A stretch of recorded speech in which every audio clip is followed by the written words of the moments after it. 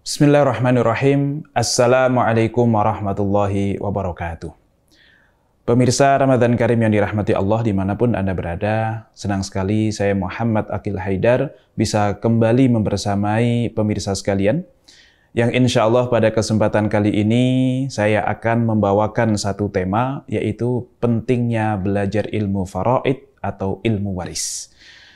Paling tidak ada beberapa alasan mengapa kita harus memperhatikan dan memberikan perhatian lebih kepada ilmu faraid ini. Yang pertama, karena Allah Subhanahu wa Ta'ala telah jelaskan secara langsung di dalam Al-Quran terkait teknis pembagian ilmu waris ini dan tidak mewakilkannya kepada Rasulullah. Sebagaimana disebutkan di dalam Al-Quran, surah An-Nisa ayat 11-12, maka kita akan mendapati dua ayat yang begitu rumit untuk kita baca, begitu rumit untuk kita hafalkan, karena memang isinya adalah detail teknis bagaimana jatah warisan itu akan dibagi.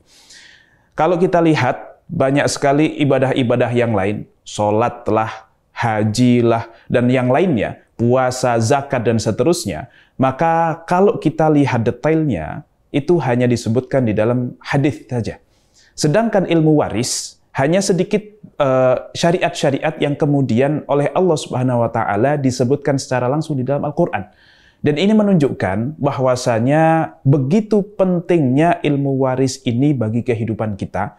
Dan nampaknya memang ilmu waris ini seringkali nanti disalahgunakan, seringkali kemudian diselewengkan, karena ilmu waris ini akan sangat mudah nanti diterapkan dengan cara yang sesuai dengan keinginan sendiri.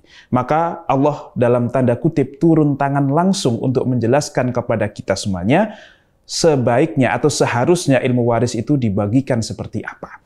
Di situ sudah disebutkan jika seorang suami meninggal maka istrinya mendapatkan 1/4 jika dia tidak punya anak. Tapi kalau sang suami punya anak, maka sang istri dapat 1/8. Begitu pula ketika meninggalkan seorang ayah dan seorang ibu, maka ibunya dapat 1/6, ayahnya dapat 1/6, dan seterusnya. Banyak sekali detail-detail yang disebutkan di dalam Al-Quran terkait masalah waris ini, dan itu bukan perkataan ulama, bukan juga perkataan Rasulullah, melainkan langsung firman Allah Subhanahu wa Ta'ala. Dan yang kedua, mengapa kita perlu untuk belajar ilmu waris ini? Karena setelah ayat ke-11 dan ayat ke-12, Allah Subhanahu wa Ta'ala mengapresiasi orang-orang yang menjalankan ilmu faraid ini di ayat ke-13-nya. Sedangkan di ayat ke-14-nya, dan ini harus menjadi perhatian khusus bagi kita, Allah Subhanahu wa Ta'ala mengancam mereka yang kemudian tidak menjalankan ilmu faraid dan bahkan menentangnya.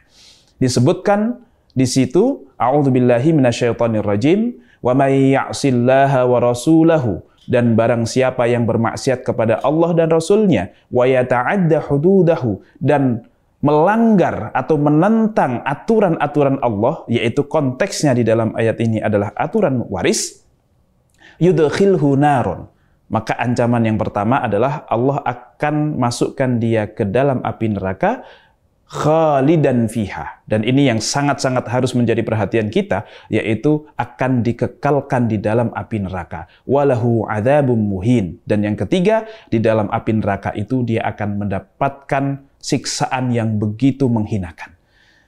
Pemirsa yang dirahmati Allah Subhanahu wa Ta'ala, kekal abadi di neraka itu biasanya Allah berikan ancamannya kepada orang-orang kafir. Akan tetapi khusus bagi orang yang melanggar aturan waris ini, Allah berikan ancaman tidak hanya masuk neraka, tetapi juga kekal abadi di dalamnya. Padahal kita tahu di dalam sebuah hadis dikatakan, man kana fi qalbihi mithqala dzarratin minal iman dakhalal jannah. Setiap orang yang mukmin yang meninggal dalam mengucapkan la ilaha illallah, masih dalam kondisi mukmin, maka ujung-ujungnya pasti akan masuk surga. Meskipun hanya punya keimanan sebesar biji sawi. Akan tetapi, mereka yang kemudian melanggar aturan waris, yang kemudian tidak mau melaksanakannya, tahu tapi tidak mau melaksanakannya, itulah yang kemudian diancam oleh Allah akan mendapatkan kekekalan di dalam api neraka. Wal'iyadzubillah. Maka dari itu, para pemirsa yang dirahmati Allah, Ketika kita ngomongin bagi waris, itu tidak semata-mata hanya masalah mendapatkan bagian harta. Tidak semata-mata mendapatkan jatah dari orang tua. Tidak pula cuman membicarakan masalah enak tidak enak. Masalah tidak mau ribet, tidak mau berantem dengan saudara. Tetapi lebih daripada itu, apakah kita orang kaya yang kemudian tidak butuh atas warisan, ataukah kita orang yang sangat butuh terhadap harta tersebut? Maka tolong, motivasi pertama untuk menjalankan atau membagi warisan ini adalah untuk menjalankan syariat Allah dan menghindari kekekalan di dalam api neraka. Itu yang harus menjadi motivasi banyak orang. Karena banyak orang yang terlalu serakah terhadap warisan sehingga melanggar juga ada, dan itu salah. Atau yang berikutnya adalah orang yang sudah tidak butuh warisan, kemudian menunda-nunda dengan alasan sudah tidak usah bagi waris, daripada nanti malah ribut, udah kita biarkan saja. Itu adalah omongan orang yang sudah kaya dan tidak butuh. Dan keduanya ini salah. Yang kemudian tidak melaksanakan karena tidak melaksanakan syariat waris karena sudah tercukupi, tidak butuh, itu salah. Dan juga yang kemudian melanggar aturan waris karena terlalu serakah juga salah. Maka dua-duanya tidak dibenarkan. Yang benar adalah mari kita jalankan syariat waris karena itu ketentuan dari Allah, karena akan diancam api neraka bahkan kekal abadi bagi mereka yang tidak mau melaksanakan. Dan yang berikutnya, kenapa kita harus belajar ilmu faraid atau ilmu waris adalah karena untuk menghindari memakan harta haram. Sebagai contoh yang sederhana, misalnya di dalam Al-Quran dikatakan, yusikumullahu fi auladikum lidzakari mithlu hadzil unthayain. Allah telah berwasiat kepada kalian, kepada anak-anak kalian, bahwasanya untuk jatah anak laki-laki itu 2 kali jatahnya anak perempuan. Maka, jika suatu ketika ada yang wafat, punya anak laki-laki 1, punya anak perempuan 1, katakanlah harta yang ditinggalkan itu 3 miliar. Maka jika dibagi rata begitu saja, laki-laki dapat 1,5, perempuannya dapat 1,5, yang seharusnya laki-laki itu dapat 2 miliar, perempuannya dapat 1 miliar, maka kita tahu 1,5 miliar yang didapatkan oleh anak perempuan itu 1 miliar memang haknya, dan 500 juta atau 0,5 miliar itu adalah hak saudaranya. Yang bisa jadi karena ketidaktahuan, akhirnya mereka mengambil 1,5 dan dia memakan harta orang lain dengan cara yang haram. Harta siapa? Ya harta saudaranya sendiri. Sungguh sangat miris ketika kita memakan harta haram dalam kondisi kita tidak tahu kalau itu haram dan ternyata punya saudara sendiri. Kalau bagi mereka yang tahu itu haram kemudian memang dia sengaja makan, maka itu resiko dia. Dia melakukannya dengan kesadaran. Sungguh sangat kasihan bagi orang yang memakan harta haram dalam kondisi tidak tahu dan yang terdolimi adalah saudaranya sendiri. Maka itulah pentingnya belajar ilmu waris supaya kita terhindar dari memakan harta-harta yang haram tadi. Karena dikatakan dalam sebuah hadis, Rasulullah pernah bertanya kepada para sahabat, "Wahai para sahabat, apakah kalian tahu siapakah orang yang bangkrut itu?" Maka para sahabat pun menjawab, "Ya Rasulullah, orang yang bangkrut itu orang yang tidak punya anak. Orang yang kemudian tidak punya dinar, tidak punya dirham, dan seterusnya." Maka Rasulullah pun menyalahkan jawaban tersebut, bukan itu yang disebut orang bangkrut. Siapa yang disebut orang bangkrut? Kemudian ya Rasulullah, orang bangkrut adalah orang yang ketika hidup dia sholat, ketika hidup dia kemudian menunaikan zakat, dia puasa, dia tilawah, dia ngaji, dia beramal baik secara banyak. Tetapi ternyata ketika di dunia, dia memukul orang lain dengan zalim. Dia kemudian mengambil harta orang lain dengan zalim. Dia kemudian menyebarkan fitnah-fitnah terhadap orang lain, menyebarkan aib orang lain, dan seterusnya. Maka besok ketika di akhirat, orang yang terzalimi ketika di dunia akan menuntut kezaliman yang dia terima ketika di dunia besok di akhirat. Dengan cara apa orang yang zalim ini membayar kezalimannya ketika di dunia? Bukan dengan uang, bukan dengan ganti rugi uang. Karena pada saat itu dia tidak bawa uang dan uang pun sudah tidak ada harganya. Dengan cara apa? Yaitu dengan puasanya, dengan zakatnya, dengan umrohnya, dengan hajinya, dengan ngajinya. Yang melakukan amal baik itu kita, tetapi karena kita menzalimi orang lain, mengambil hak orang lain, mengambil harta orang lain, maka ibadah-ibadah itu akan dinikmati oleh saudara kita yang terzalimi. Wal'iyadzubillah. Maka jangan sampai kita kemudian menzalimi orang lain di dalam masalah warisan ini. Jamaah yang dirahmati Allah, masih ada beberapa alasan lagi mengapa kita harus belajar ilmu waris, akan tetapi kita sambung di segmen yang akan datang. Tetap bersama kami.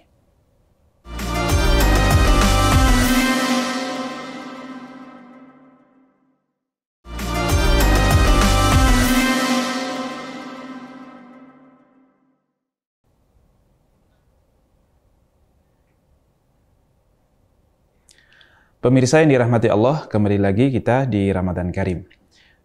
Sebagaimana tadi disebutkan, ada beberapa alasan mengapa kita harus belajar ilmu faraid. Alasan yang berikutnya, mengapa kita harus belajar ilmu faraid adalah adanya perintah secara langsung dari Rasulullah SAW. Sebagaimana dalam riwayat Ad-Daruqutni, beliau bersabda, "Ta'allamul faraidha wa'allimuha." Pelajarilah ilmu faraid. Ini perintah secara langsung, secara khusus untuk masalah faraid ini. Wa'allimuha, dan juga ajarkanlah. Ajarkan kepada siapa? Ya kepada siapa yang kita mampu. Gitu. Mengapa kita perlu belajar? Karena supaya tidak ada penyimpangan di dalam diri kita. Mengapa kita perlu mengajarkan? Maka minimal kita mengajarkan kepada calon-calon ahli waris kita, supaya nanti ketika kita meninggal, kita meninggalkan harta, kita meninggalkan ahli waris, mereka sudah tahu harus bagaimana cara untuk membagi warisan yang kita tinggalkan itu. Karena seringkali kemudian kita meninggalkan warisan, kita meninggalkan harta yang sudah kita kumpulkan sedemikian rupa. Dengan segala effort dan usaha yang kita lakukan. Sampai mungkin melupakan diri sendiri. Hanya untuk membahagiakan ahli waris kita.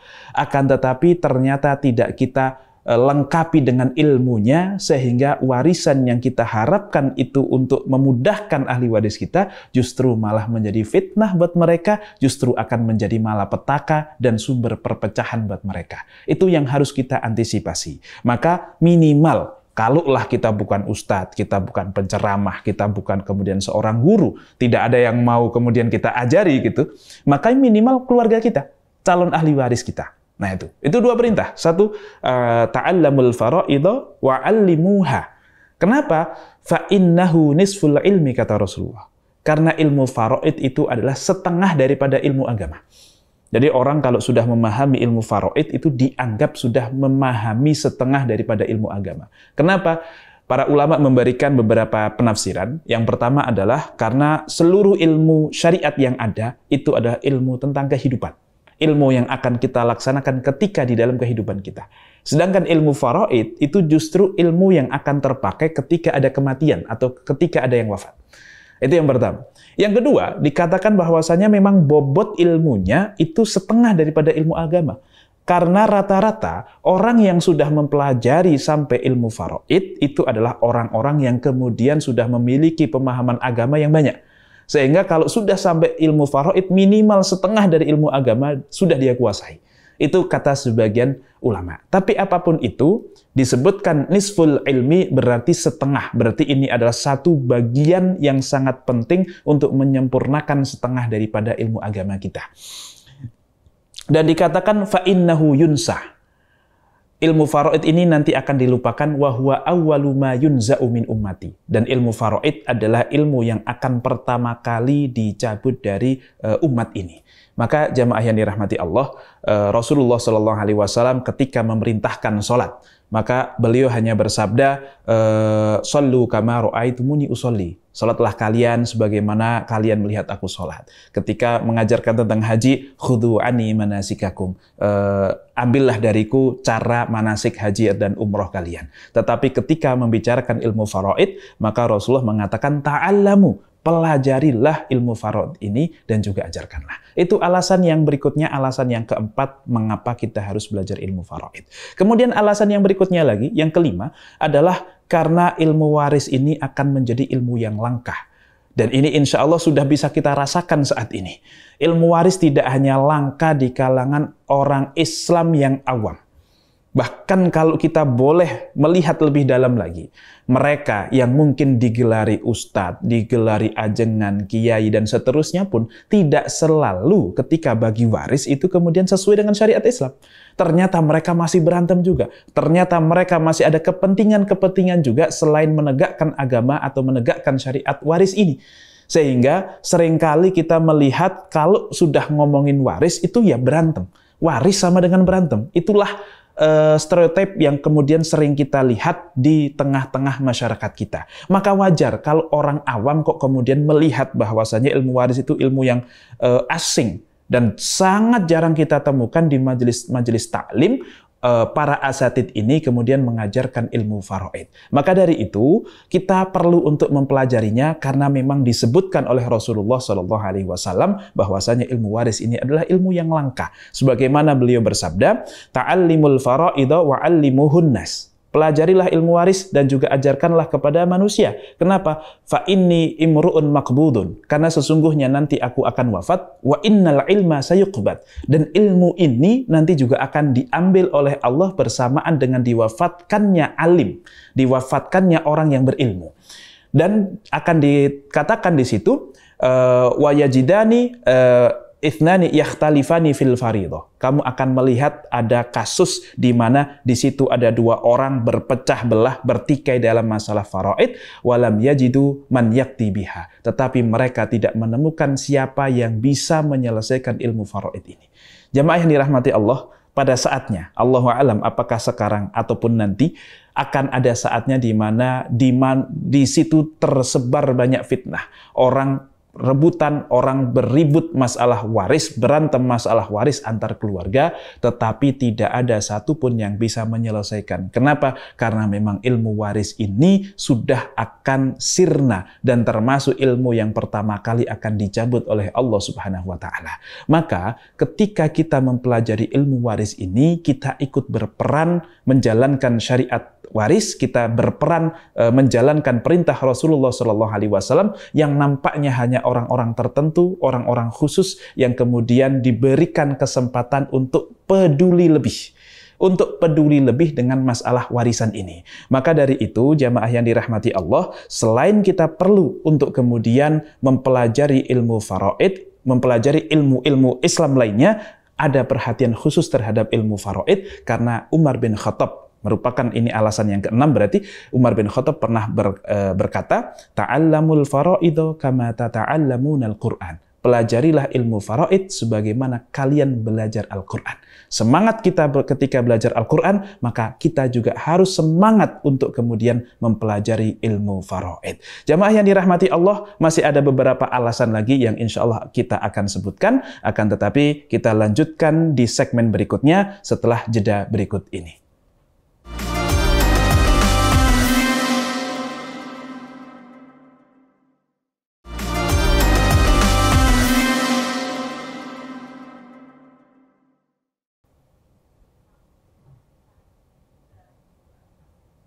Pemirsa Ramadan Karim yang dirahmati Allah, kembali lagi bersama kami. Alasan berikutnya, mengapa kita harus mempelajari ilmu faraid atau ilmu waris adalah untuk mencegah perpecahan keluarga. Mengapa seringkali ilmu waris atau pembagian harta waris ini identik dengan masalah perpecahan keluarga? Karena kalau kita lihat rata-rata, orang tidak mempersiapkan ilmunya, orang tidak mempersiapkan anak-anaknya, ahli warisnya dengan ilmu yang baik. Sehingga ketika jatuh saatnya bagi warisan, mereka punya kepentingan masing-masing. Dan ini sering terjadi. Banyak orang yang kemudian mendatangi saya untuk berkonsultasi masalah waris, dan mereka biasanya datang dengan kepentingannya masing-masing.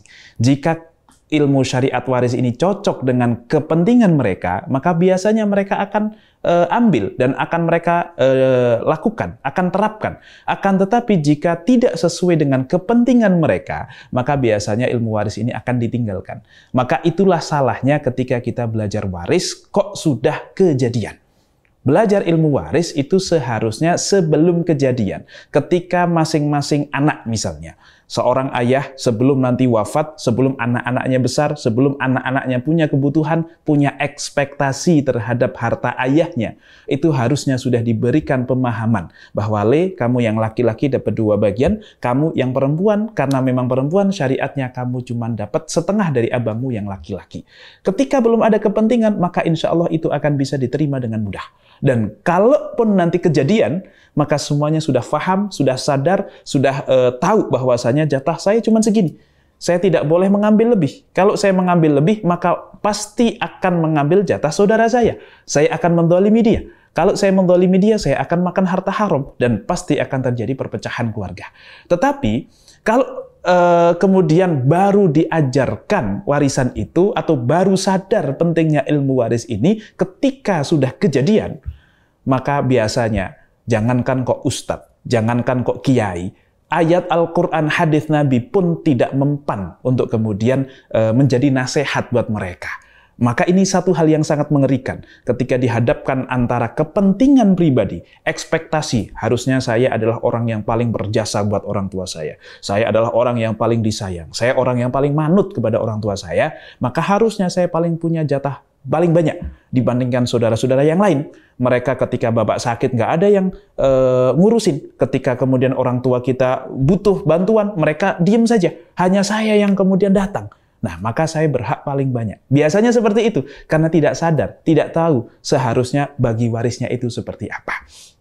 Jamaah yang dirahmati Allah, maka itu pentingnya kita belajar ilmu waris sebelum kejadian. Ya.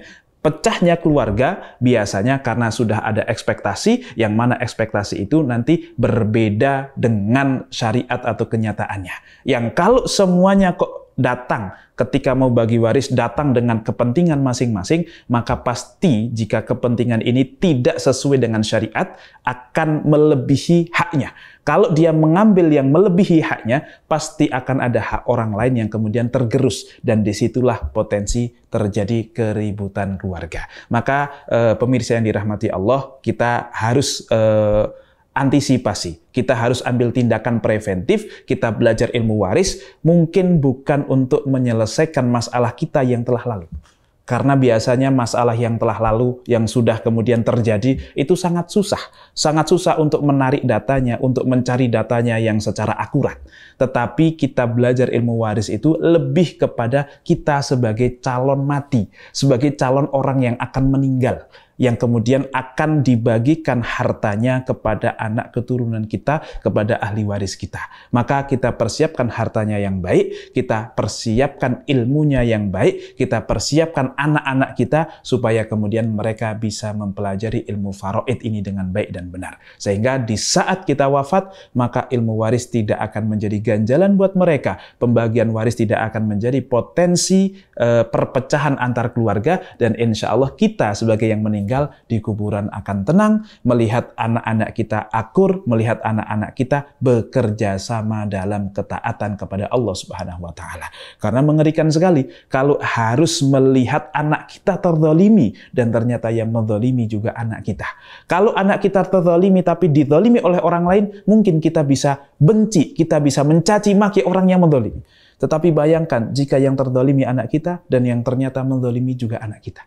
Betapa sedihnya orang tua ketika melihat anaknya berantem di saat kita meninggal. Dan ketika kita meninggal, apakah kita tidak bisa melihat apa yang terjadi di muka bumi? Apa yang terjadi kepada anak-anak kita? Ternyata Rasulullah pun bersabda, tu'radu a'malakum ala aqaribikum minal amwat. Bahwasanya amalan kalian itu akan dinampakkan di hadapan kerabat kalian, keluarga kalian yang kemudian sudah wafat.